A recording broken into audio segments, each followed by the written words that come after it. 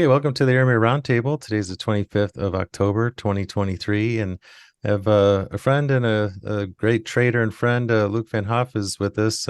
Luc runs the Enigma Trade Alert service, and he's been trading a really interesting trade with options I think everyone's going to like. So I asked Luc if he was interested in bringing this to Airmere, and he said sure. So Luc's going to tell us all about it. So welcome back, Luc. It's great to have you here. Thank you, Tom.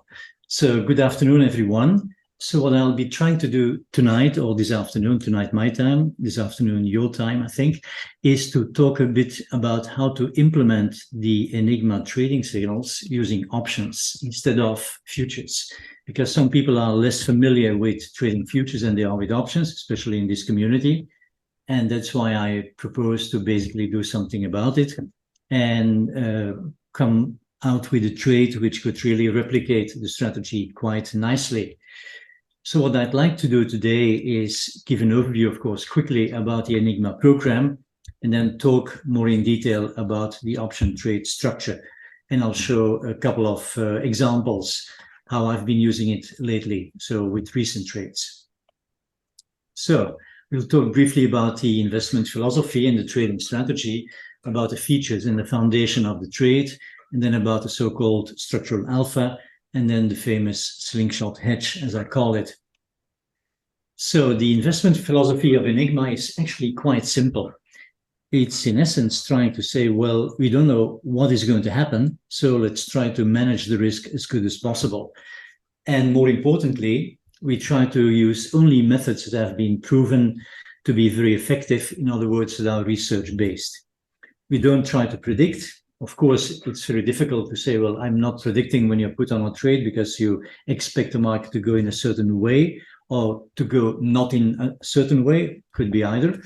But in any case, it is trying to be as unbiased as possible in terms of market forecasting as we can be. And so the Enigma trading philosophy is using that specifically. And why is that? Because in essence, we think that the market is rather efficient in the long term. So it's very difficult to try to make very good predictions because the market is really efficient in pricing everything. While in the shorter term, we can run into plenty of inefficiencies or risk premia, anomalies, as we call them.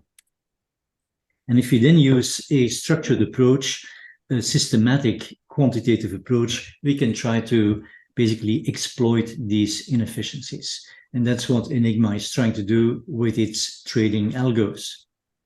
So with regard to the Enigma options that I'm talking about today, the key features are the following. So first of all, as with the S&P futures, the Enigma futures program, we will use only so-called directional trading signals. In other words, we're not going to do delta neutral trading or trying to capture theta or trying to be delta neutral and market neutral. No, it's really a directional bet on what the market is likely to go and do in the next couple of hours, sometimes days. So it's directionally structured, all the trades. Secondly, we will be using then options on the S&P. It could be on the SPX, could be on the ES, could even be on SPY. But so we'll stick to SPX and ES tonight with the examples. Critical is that we use only and exclusively long gamma, short theta option structures. And of course, the big benefit of using these option trade structures rather than using futures is that we have now known maximum risk on the one hand and uncapped profit potential, as you'll see with every single trade structure that we put on. Now, the trading is still very selective. We don't trade like crazy. We don't have a dozen trades a day. We will probably have like one trade a day on average. Sometimes we may have four. Occasionally we have zero in 2 days, but on average, probably like 5 a week. And in terms of time frames, it goes from 0 DTE to about 2 weeks out, say 14 DTE. Now, the main reason and the basis for these Enigma options trading is that we need a defined edge. So as most of you, I'm sure, are familiar with, there is no single option trade structure that you can just bluntly put on and will make a lot of money with low risk. So it's really critical that you find a defined edge. In other words, that you find something which is there on a recurring basis and provides some true edge for trading. And once we have that, we then can come up with a trade structure, which will try to exploit this and is very effective in implementing it. And the option structure that we will be using is a so-called backspread. So the type is a backspread. In other words, we will be buying more options than we will be selling. And so net we will also always be long options, or worst case scenario, have as many long options as we have short options. And so this slingshot hedge, as I call it, will be using that kind of backspread type structure. So also as a reminder, professional option traders, they use a very consistent process consisting of basically three elements. First of all, trying to detect that edge or unedge, which is structural, in other words, which is going to be there on a recurring basis. Then we have to build a trade around that edge. And then thirdly, control the risk as good as possible at all times. So how do we create that structural alpha is, of course, the key issue. So it's a question of doing, first of all, research and try to detect these market anomalies and inefficiencies. Once we think we have discovered that or detected it, we have to test it in a statistical sense. So in other words, find empirical evidence and very good reasons that it's really there for a good reason, so it's not pure luck. And thirdly, we can then try to build an algo to monetize the edge. Once we have that, we have to see to what extent we can scale the positions and size the positions in a way that it becomes profitable and creates a good risk-adjusted return. So what do? Well, we use three different types of trading engines. We have coded them all into various languages like in Ninja and TradeStation and others, but it boils down to say, well, we have three different types of algos. One is a momentum type of algo, which tries to find directional movement. So across different time frames from 0 DTE to up to 14 days out. Then the second one is a so-called classification algo, which uses two steps in its decision process. And thirdly, we have a hedging algo, which is doing something going against the grain, something a bit strange at first sight, because it's going to try and detect short-term tail risk and tries to find extreme price movement, and then it's going to take a contrarian or a hedging position. In terms of time frames, we can apply the same methodology in virtually every time frame, but I think it works best in the relatively short term, and so that is 0 DTE up to 5 days or up to 2 weeks. So we'll use the momentum algo for the three time frames, 0, 5, and 14. The bias is focused more on the shorter term, so it's not going to go outside 1 week, and the hedging is not going to go intraday. It's only using the intra-week and the 2 weeks. And so these three different algos will provide plenty of trade signals that we then can use to implement an appropriate option trade. So now, what is this option trade that we have been talking about? It's a so-called slingshot hedge, as I call it. So it basically is a combination of a butterfly with some additional kicker. So I call it the slingshot hedge because as soon as it has been constructed, it's virtually risk-free. So of course, next question that we're going to attack in a moment is how can we build it? But first of all, let's try to describe it. So it can be made with all puts, it can be made with also all calls, or with a mixture of both puts and calls. And if you look at it graphically, it resembles like the chart or the graph of a butterfly with an additional kicker. So in other words, it doesn't have the familiar 1 minus 2 plus 1 structure of a butterfly, but we have this additional, the third leg has basically also a double structure. In other words, it's a plus 1 minus 2 plus 2. As an example, here on the chart, you see, so I bought the 43.70 put once, I sold 2 of the 43.60 puts, And then instead of buying only one 43.50, which would turn it into a butterfly, I bought actually two of these 43.50 puts. So in other words, if you put this on from day one at the start of the trade, of course, it's going to be expensive, because what you're actually doing is buying a butterfly, and on top of that, buying an additional long put or long call. So we try to build it using a different method. And so there are different ways to build it. I use several different trade structures, but an easy one is probably the following. So I start with two put verticals. This is an example of basically a slingshot hedge with only puts. And I'll just pull up one to give you some more flavor for that. So let's have a quick look. So now, as I said, this is the trade of October 13. So I'll just go there.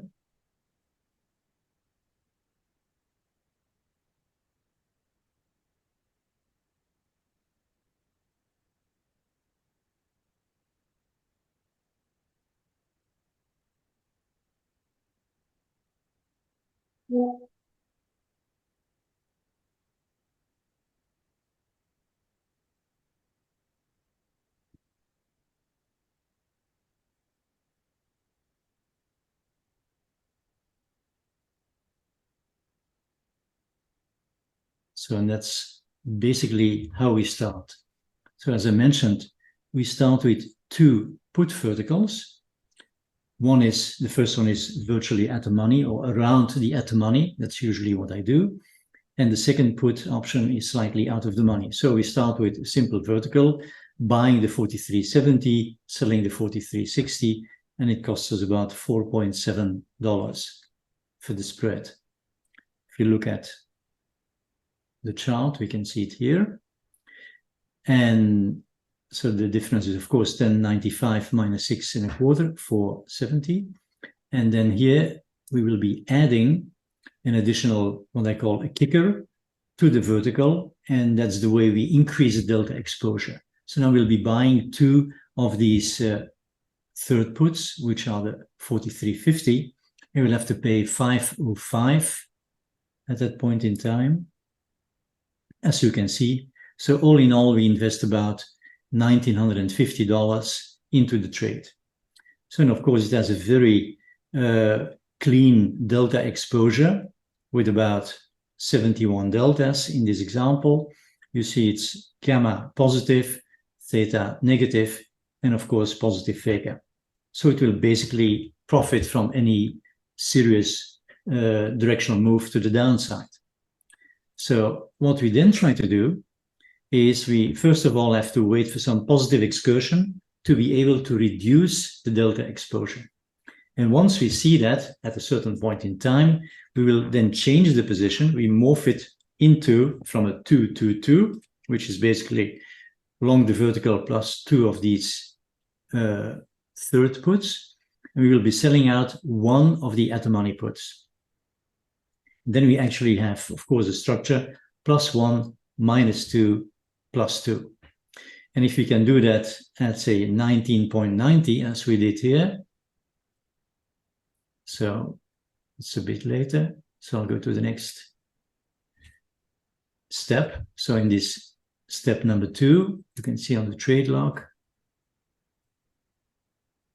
So here we started with these 9.75 debit for the 222, as I call it, and then sold one and turned or converted this back spread with puts, 222, into a slingshot hedge with puts, basically for a net credit of $40. So it's virtually risk-free.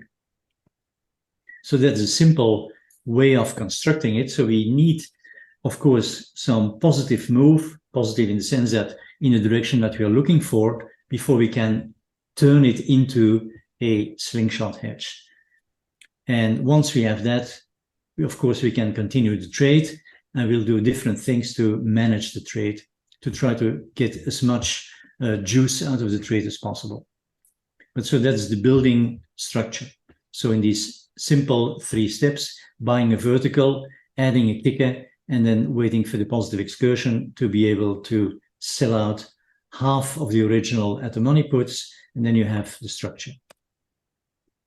So now, why is this, before we go to the examples, why are these options or Enigma options very different from the Enigma futures? Well, first of all, we can, of course, now come up with something which can be described as asymmetric risk return. With the futures, of course, it's a plain vanilla linear relationship. So we buy a futures contract and we hope it's going to go up. If it goes down, we will lose as much as the market is going down. If it goes up and we are long, we will make 1 for 1. So it's delta 1 trading. With the options, it's a different story. It's asymmetric. We have, of course, built-in convexity. In other words, we have capped the downside. It's the premium that we have paid, and that's all. And it's the most we can lose. If the market gaps down the next day 200 points, we can only lose the premium that we have paid and nothing else. And moreover, we can do some little gymnastics, as I could call it, to make the trade very quickly risk-free, and later on to basically build some more profit into the trade. The downside, of course, of these Enigma options versus the futures is that it's not as easy to put a trade on. With the futures, it's simple. You buy one leg, you buy a future if you want to go long, you short futures if you want to go short, and that's it. So just a one-leg trade. Here, of course, you have multiple legs from the start, from the trade entry, and it's a bit more difficult to get executed. While with the futures, it's very, very easy. Of course, there is also more slippage. The bid-ask spread on these options is slightly wider than in case of the Enigma futures, so the ES futures. And the trade management is a little bit more complex, but nothing too dramatic. But it's not as simple as with the futures, where we buy, and then at a certain point in time, we use a trailing stop, or we get out of the trade, we take profits, and so on. Here we have different things that we can do. So before we look at the examples, let's talk for a moment about risk management. So it's really critical, if you want to have some good results with the trading, that we, first of all, as I said, that we need an edge. Without an edge and excellent risk management, we still can't make money. With the best risk management only, you can't really turn a strategy without positive expectation into a winning trade. But of course, the other way around, if your risk management is not good, it can turn a potentially profitable idea or trade idea into a bad situation.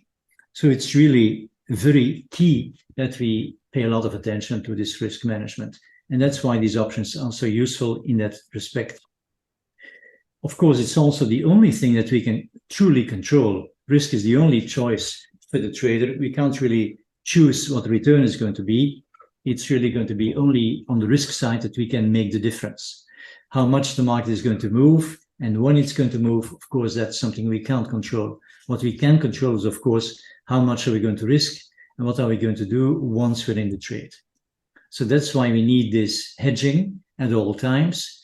We focus on avoiding huge losses, but we don't try to avoid volatility. Actually, we need volatility in the trade, especially with these options.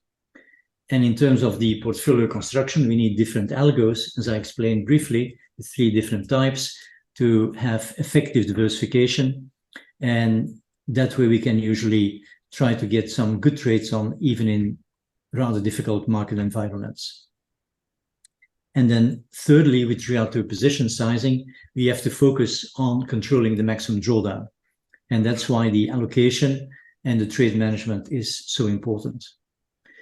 So in other words, risk management is where everything starts, and the return is just basically the byproduct of the trading and the risk management used. So now let's look at some examples. So what I will be doing is I will look at 3 things. Of course, this PowerPoint presentation, the one, so OptionNet Explorer and Ninja. Why Ninja? Because it is in Ninja that we basically get the trade algos running and that we get the trading signals from.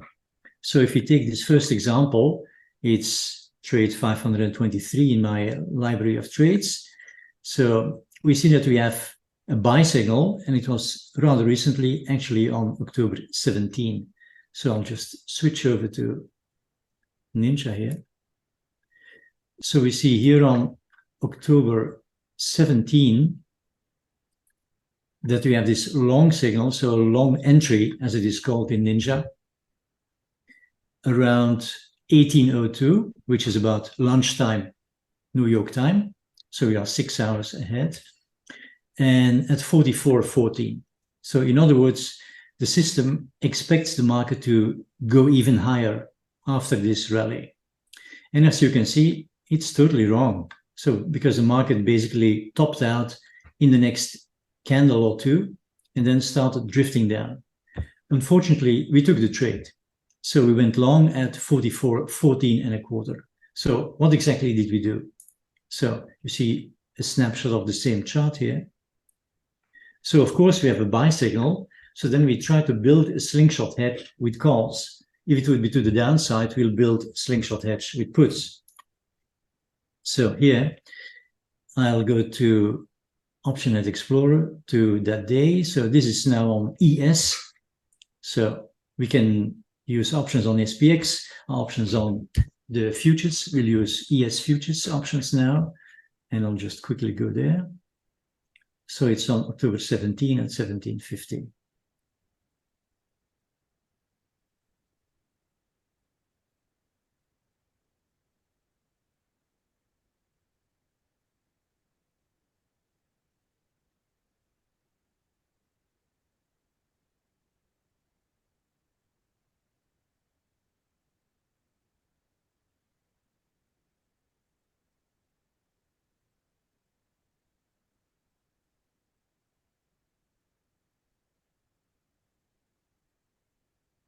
So here we are with the trade.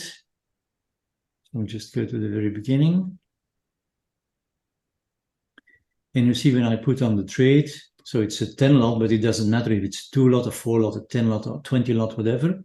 So this is an example where I did 10 lot. And you see the market is around 44.15.75 at this point in time. In the trade log, which you can see here, you see we put a trade on for a debit of $25. So that's obvious. We see $25. Found this on the web. Put a trading on. So the $25 is basically the price that we had to pay for this vertical spread plus the kicker. So bought 10, sold 10, and bought an additional 10. And so that's $12,500 to put the trade on. And so now, of course, we have the first step. So we had this back spread with calls. We have actually 20 contracts long and 10 contracts short. So net we are long 10 contracts. And now, of course, we hope that the market continues higher. But as we already saw, the market is not going to go higher. It's actually going to go down. So as soon as we get in Ninja again, and I'll switch back to Ninja.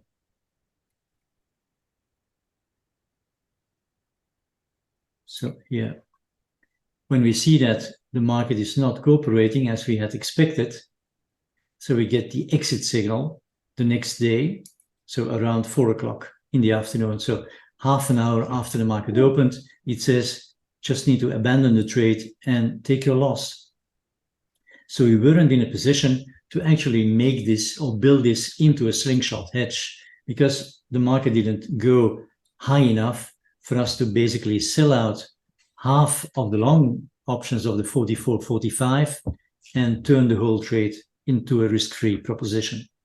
So if you go to the next step, what we did is we basically turned this into a butterfly. So in other words, we added simply an additional 10 contracts short of the 44.30 and virtually took our loss. So we crystallized the loss instead of, could have closed out the trade as well, but it turned out to be better to just turn it into a butterfly. And then we have still some tiny possibility of making some more money, but the most we could lose, of course, in this case is, as you can see, $7,000 if the market would end up somewhere here. So if you go back to the next slide, we see then indeed by selling the 10 lot here, we convert the 222, the back spread with the calls, into a butterfly, a simple butterfly, and that's the loss of the trade.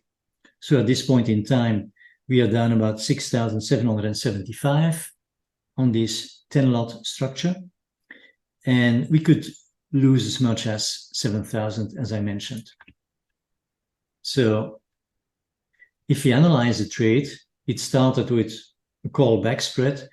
Unfortunately, the market did not cooperate, but actually went the other way. So it dropped overnight from about 44.15 to 43.75, and we had to exit along. And actually, as you'll see in the next example, we had to reverse to net short. So for the long exit, what did we do? We changed the back spread, we morphed it into a butterfly. So from a back spread with calls into a butterfly with calls. So how does it now compare if you look at the options versus the futures? So when we put on the trade, we basically had 218 deltas. So I can show that here. So you see the delta is around 218. So that's the equivalent of about 4 E-mini futures, each future being 50 deltas, of course. So we can compare it to being long 4 E-mini futures, which would be 200 deltas. The margin in this case is, of course, the investment. The most we can lose is the 12,500, as we saw, the $25 times 10 times 50. And in the futures, the margin would probably be something like 60,000, around $15,000 per future that we would be long. So the maximum risk is, of course, that. While the maximum risk in the futures, we can estimate, and that's, of course, only an estimate, is going to be around 12,000. Why? Because the stop in this program with this signal is around 60 points. That's the maximum loss we are willing to take on such a trade. So the most we will probably lose if the market really starts going against us from the first moment we're into the trade. We will probably abandon the trade at the latest 60 points away from where we entered. So that would be something like a 12,000 maximum risk. Fortunately, it didn't turn out to be so bad. So it was when we exited at 8,050. So 8,050 was the loss, because as you can see here on the performance, the trade, so we entered at 44.14 and a quarter, and the next day at 4:07 p.m., so that's 37 minutes after the opening, we exited at 43.74. So we basically lost 40 points and a quarter on that trade. So with 2 contracts, that would equate to 4,025. As we had 4, it would be $8,050. With our Slingshot hedge that we tried, but we couldn't build it because the market went against us from virtually the first moment we got into the trade. We lost 7,000, and of course we turned it into a butterfly, so we can't really lose more than 7,000. We could actually make a little bit if the market would suddenly go back into the butterfly, but that's something we don't really count on. So let's look at the next one. So now, at the same time that we exited a long trade, we have a short entry signal, as we can see here in Ninja. So at the very same moment that we have a long entry here, instead of having a simple long exit, as for example with this previous trade, it says short reversal. In other words, we were long 2 contracts and then turn it into we sell 4 out from 43.74. In other words, we turn it from a long position into a net short position. So with the options, it basically would equate to trying to build now a slingshot hedge, but with puts. And so that's exactly what we did. So now we start again, same way, buying a back spread with puts. So the market is now around 43.70, and we actually bought the 43.75. The market was at 43.74. So we use a 43.75 as the, call it, at the money put, buy 10 of those, sell the 60, 10 of those, and buy 10 of the 45. So it's a simple 2-2-2. And we do this for, and let's look at the trade in one. So we can see in one,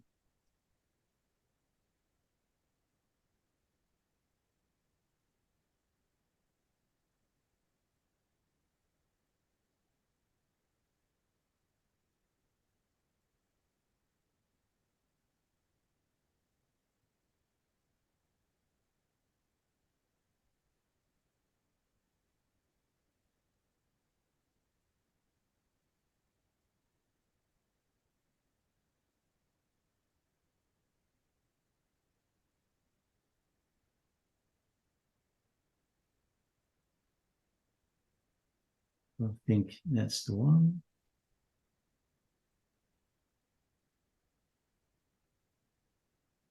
So I have a deal with it 2 lots. Let's see.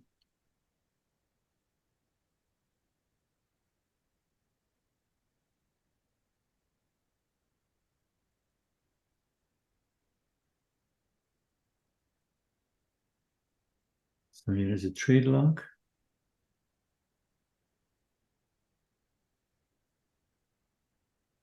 So first step, we buy the 2-2-2. So that's what we did. We paid for that about 27.75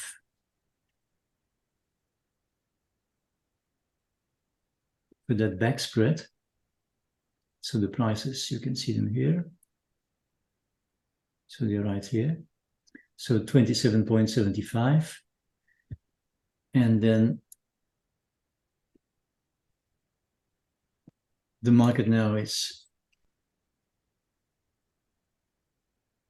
operating so that by the end of the day, a quarter of an hour before the close, we can actually then turn the position into a risk-free trade. Why? Because we can sell out 5 of the 43.75 puts for $55. And that's basically what we wanted to turn the trade into a risk-free trade. So if you go to the next one, we can see here that we now have only 5 of the 43.75. And of course, the position is showing a nice profit. The market went down as we hoped for. So, and now it's turned into a butterfly with this additional kicker. So on the previous, so when we started, it was simply this back spread where we paid about 27.75, I think it was. Yeah, 27.75 was a debit that we had to pay for the trade. And then we basically sold, we turned the back spread into a slingshot hedge for 55 credit that we collected on the 5 lot that we sold. And now we're in a risk-free position. So now with this trade being risk-free, it's of course a very comfortable position, and we hope that the market continues further down. Now, what happened then? Well, actually not that much, because a bit later, we got the signal to exit the trade. So here actually, we got out of the trade, and at that point, it was basically at 9:45. Go to the next adjustment.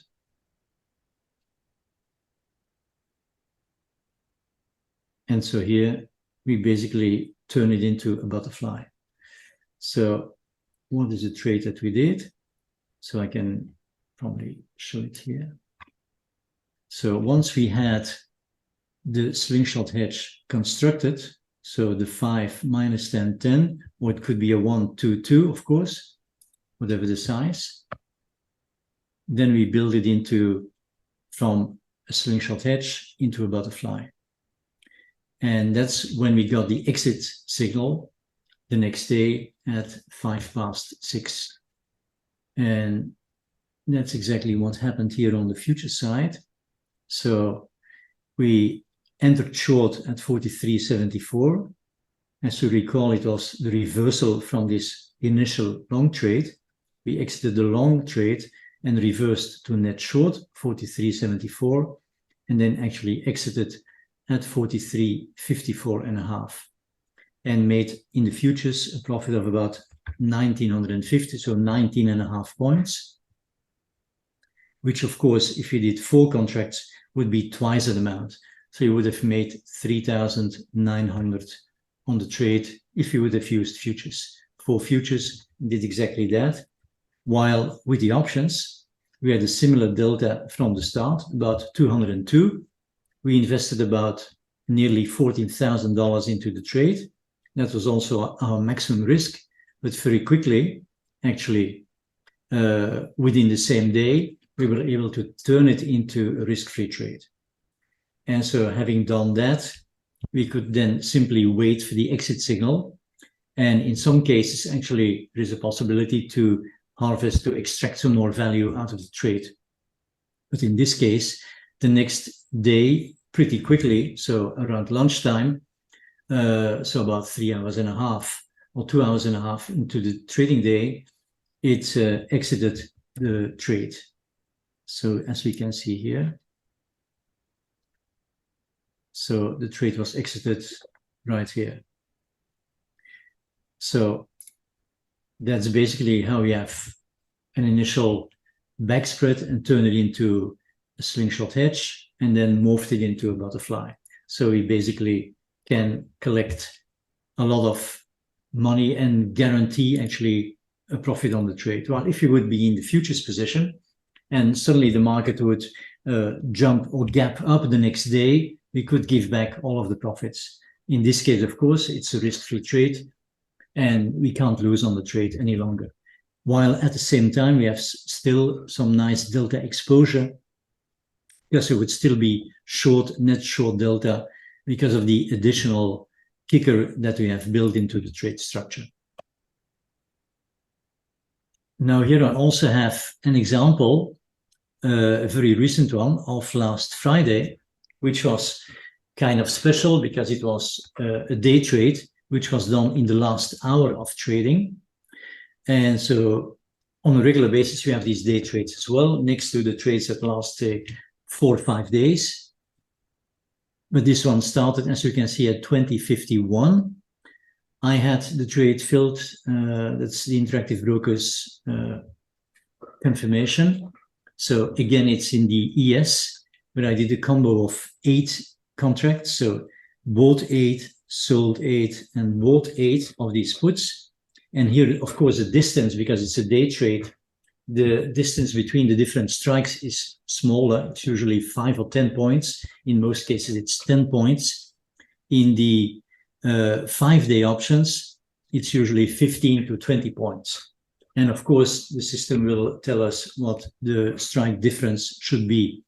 But so in this case, it's 60, 50, 40 that we will put on.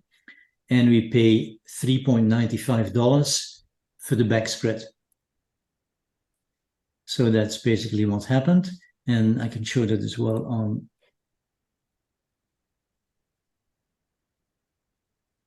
So that's actually here. So it's a smaller time frame. And you see at the end of the day, so here on October 20, around 20:51, we get the signal to go short. And that's basically what happened.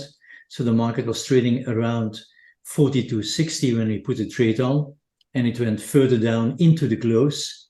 And we had this trade structure built quite quickly, as you can see, and as you will see. So at 20:51, we started with the trade, the back spread, 888, and then very quickly at 21:25, we were able to convert it into a slingshot hedge because we were able to sell out 4 of the 42.60s. And we sold those 4 at $8. So as you recall, we basically paid $3.95 for the whole structure, the back spread, so 8 times. So we invested about $1,600, $1,580 to be precise. And then, of course, we collected $1,600 from the 4 lot that we sold. So we had basically 0 risk-free trade on. And then the next step, of course, then is to try and harvest some more once we get closer to the end of the trading day. And we did several things, but say, first of all, we try to extract some value by building it into a butterfly. And I can show actually the steps. It's easier if I show it on the Optionate Explorer software. So quickly go there. So here it is. So I'll just go to the start of the trade. So here we are. So as you can see, we bought the 8 lot, the back spread, paid $1,580. I will pull up the trade log as well so you can see it. It's a pretty busy trade, although it's happened all in the last hour. So that's the first thing. I'll show that here. So that's the 8 lot that we did. So it's all for the same day. On the 20th, the options expire. And so then you can see actually what the various steps were that I took. So first of all, we built the back spread. It's very easy to do. We invest about $1,580 into the trade. Then next, what we try to do is, of course, sell out half of the deepest in the money put, which is a 42.60 in this case. And we try to collect as much as we paid. So with 4 of those, as much as we paid for the whole structure. So we try to collect $8 while we paid $3.95 for the back spread. So basically we turned the 222 into a slingshot hedge with the puts. And then next step, so I'll do that, I'll show that here. So that's happening here. So then the position is up quite a bit, already $540. Then the next step is we do this. We are now going to sell out some of the butterflies for around $4. That's what's happening here. Sold 4, bought 2. And then actually we try to sell out. We have some additional puts, as you can see. So we have 2, 4, and 6 instead of a 2, 4, and 4. So we are selling out some of these 6 lot. So an additional 2. Then we basically do a condor to extract some more value. And we collect $3 for that. As you can see here on the trade listing. So that's this one, a condor that we sold. And then again, we can try to, so now the worst we can have is like $575 profit on the trade, while we invested something like $1,600. So the next step is we build it into a butterfly, which is a little kink, which has a little kink built into it because we have different strikes. So we have a 11411, and that's getting close to the end of the day, so 10 minutes before the end of the day. And then the last thing we try to do is to sell out some more butterflies, and we sold them at 2, I think. And that's basically the end of the story. And we end the trade with about $800 profit, think it was 816, the net result.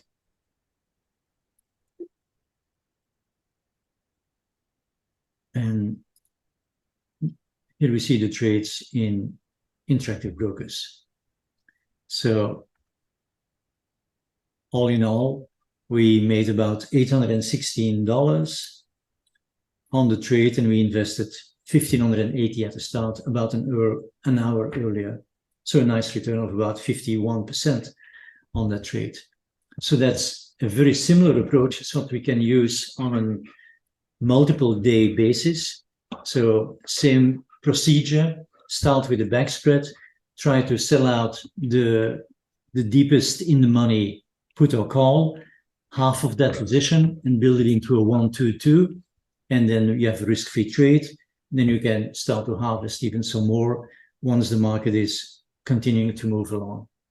So I have other examples, which I think I showed during the weekly Enigma review on Saturday. I think a couple of weeks ago, I did one trade. I showed one trade that I did the day before.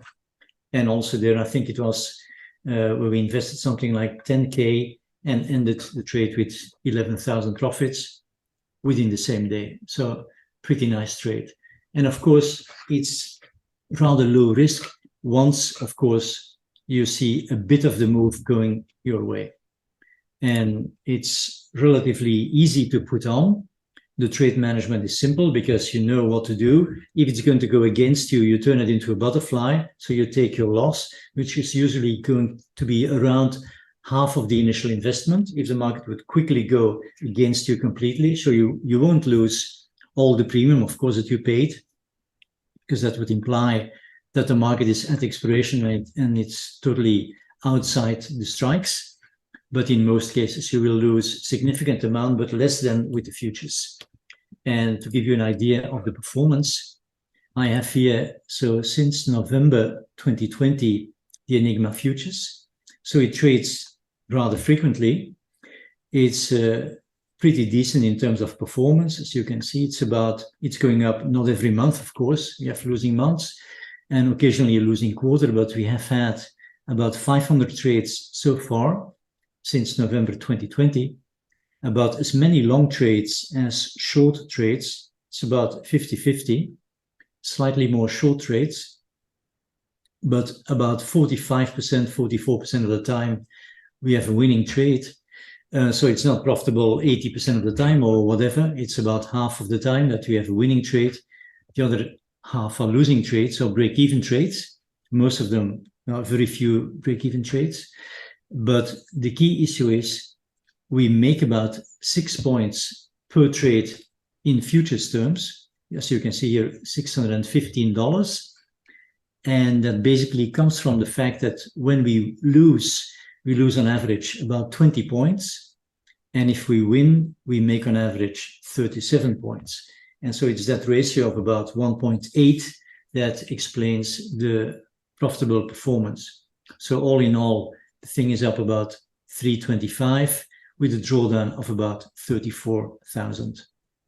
And it trades frequently, not every day. We have nearly one trade every day, so 0.71 trades per day. And it's in the market slightly over 1 day. I think 95% of all the trades are out within 4 days. So we use 4 or 5 day options, and then we cover most, if not all, of the trades. And you see that on average, a trade goes against you by nearly 20 points. So 18.77 is the adverse excursion, while the maximum favorable excursion on average is about 35 points. So, and that's of course what helps explain the difference between these average winning trades and average losing trades. So that's all I've got for today. And just let me know if there are any questions. I don't see any questions, but I think we're going to be starting a Slingshot Hedge alert service, right? Sure, absolutely. So I'll get some information about that. And I think we had talked about starting it Monday. Did you want to start that or delay it a little bit? Yeah, Monday is fine. Monday is Okay. fine, absolutely. Okay. And we'll do that through Slack, I take it, Tom? Yeah, Slack's a very easy way for you to paste everything in. Okay. And Rich says, so to summarize a strategy, start with a back spread, sell out the extra out of the money option to convert the position to a slingshot hedge, then sell an in the money option spread to convert the slingshot hedge into a butterfly to make it risk free. Not really. We don't sell out the extra out of the money option. We sell out one of the extra in the money option. So the back spread is basically we buy, say, at the money, we sell a slightly further out of the money as many as we bought, and then we buy an additional, say, a two lot. So we start with buy two. Yes, you're right. Okay, Rich, yeah. We sell the extra long in the money option, true. And then we make it a risk-free trade. Yeah. And I think you said you'd anticipate at least 3 trades a week normally. Probably 5. I think 5. Okay. Around 5, because it will usually be 3 trades on average that will be held for about a day or 2, sometimes 3 days. And then usually a couple of days per week, we will have a day trade, such as the one I showed at the end for the 3rd trade. So we can count on 5 trades. Did you have any today or yesterday? No. I did not. I know there was one you showed us a couple weeks ago. It was, I think, about a $10,000 trade, and you made $11,000.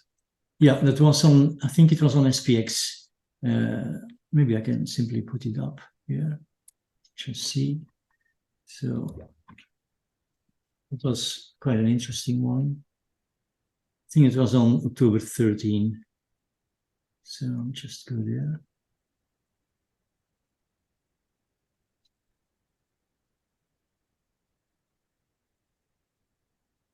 Yeah, that's the one, I think. So I can quickly show it.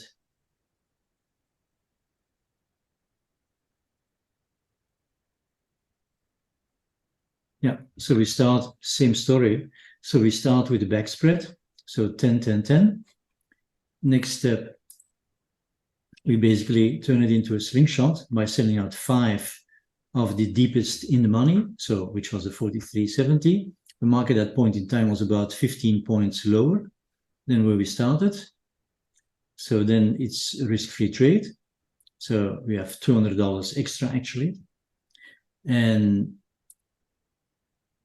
then we were able to roll out half of the furthest away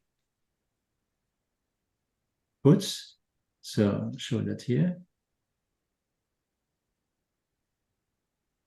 So we have this. So we basically, instead of the 5, 10, 10, as happened just before, so we had now the slingshot with 5 minus 10 plus 10. And then the next step is we take half of those and roll them out to the next strikes. In this case, 10 points lower. So you have like a butterfly, and then this additional long trade starting from the 40 handle. And then we sell out the butterfly.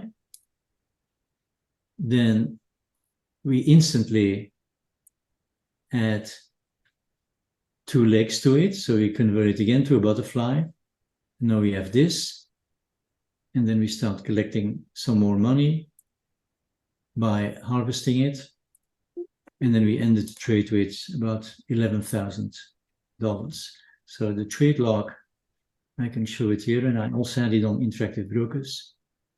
So you see we started with the 222, build it into a slingshot hedge with puts. We collected 19.9 credits for the $5, for the 5 lot that we sold. So we put 9.75 into the trade. So then we collected 19.9, so it was risk-free. We rolled down the 3rd put. Then we did a short butterfly. Then we basically rolled out the the calls, the puts 30 and 20. So we had 40, we added 2 of the 30s and bought 1 of the 20s. And then we basically sold an iron condor against it and an additional short butterfly. So that's just to collect some more premium. And so as you can see, we basically increased the minimum profit, which was here around 2,225 to here it was 2,725, and then here it jumped to like 8,225, and then slightly higher 8,485, and then nearly 8,725, and then we basically closed it all out. At the closing, it was like 11,000 and something. And the initial investment was something like 10,000. So that was a pretty nice trade. And it was also a day trade. And of course, you can do this with a 2-lot. You can do it on ES. The liquidity is absolutely huge. So that's really not an issue. But it's important to use strikes, which are, of course, very liquid. And if you're close to the or around the at the money to start with it, it's going to work quite well, I think. And Bill had a question about the performance of equities, a little different than the equity curve you're showing, and it seems like that there was a period of several weeks where there weren't any trades. Is that right? True, absolutely. Because in the futures, what we do there is an additional filtering, which is not needed in the options. Why? Because if the risk or the potential risk is quite big, in that case, it's filtered out. While in the options, we can basically cover that because we have like a known risk from the start. With the futures, it's an uncapped or unlimited risk theoretically, and then the program will actually refuse the trade. So that's why it's going to be different from futures to options. But in most cases, when it is, say, during normal market, in a normal market environment, it's not going to be very different between the two. And Rich asks, what's the advantage of using ES options versus SPX options?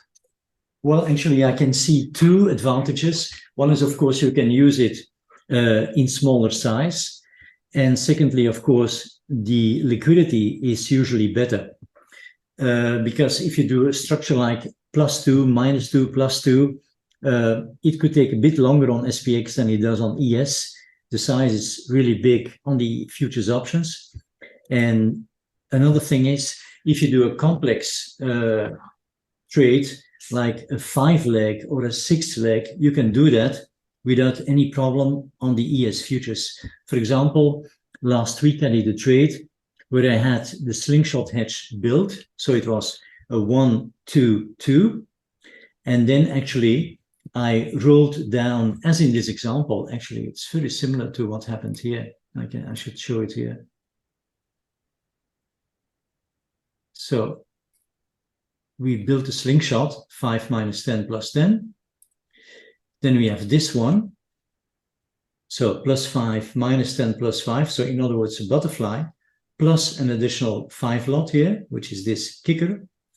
And to get rid of this and at the same time sell 10 here and buy 5 there, you can do a 5-leg combo on ES, which says, for example, sell the butterfly.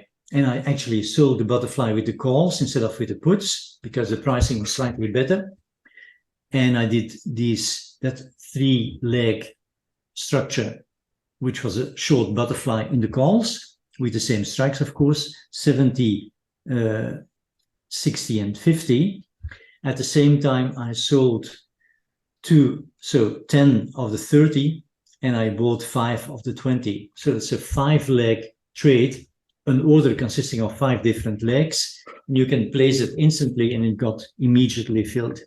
While if I would like to do that on SPX, I would have to break it up into 2 pieces, a short butterfly on the one hand, and then the ratio spread, say, selling 10 of the 30 and buying 5 of the 20 as a different spread separately. So that's an additional advantage. Another advantage I could see is the fact that as all the trades are generated on the ES futures, so not on the SPX cash index, as you can see here. So this trade is generated and says, well, sell at 43.74 in the futures market. Of course, if you use SPX, you have to translate it, so to speak, into SPX terms. And of course, that basis spread is going to be a variable. It's going to be 20 points or 21 points or 18. And so the strikes are going to be slightly different. So it's going to be a little bit more cumbersome to translate it into SPX terms, but that's not a big issue. But I think the main issue is you can do more complex spreads in ES options, I think more easily than in SPX. But liquidity is great in both. And like you said, it's only 50 to 1, so you can trade smaller. And there's also no pattern. There's also no pattern day trader rules for futures options. Yeah, that's a good point, Tom. Yeah.